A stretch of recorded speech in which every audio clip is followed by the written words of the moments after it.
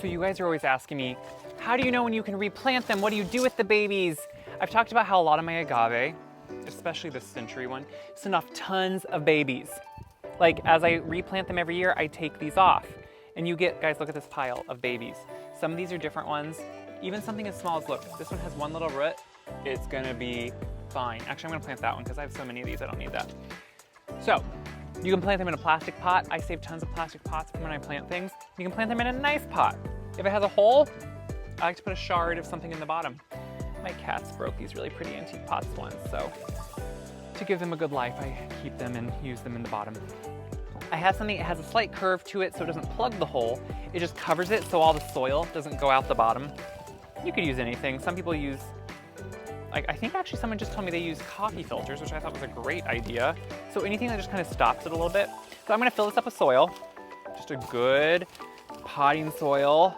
I like one that has compost in it, because then it has some good natural nutrients in it. Slightly pack it in there just a little bit, because otherwise there's a lot of air holes, which you don't want. And honestly, anything that doesn't have a lot of roots or anything that you're transplanting, you always want to go pretty much as small as you can. So if you're transplanting a houseplant, go up one size. If you're planting something like this, you don't need a lot, because look, there's not a lot of root. This is so little root that I'm just going to set it down in there like that. I'm going to push it down, push the dirt around, and that's all it takes.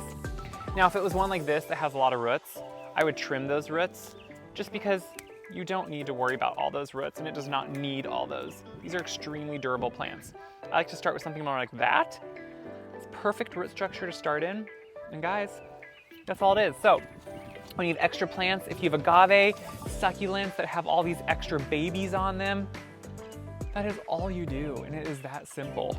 So now I'm gonna put this in the sun, maybe with some part shade here at the beginning, just because it doesn't have a ton of roots, so it can be a little hard on it.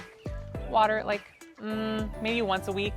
If something doesn't have a lot of roots, do not overwater it, because that could cause the bottom to rot, because there's no roots to really soak it up. So water it well, let it dry out really well in between. So probably about once a week. Here, we got wind, and it should be good to go.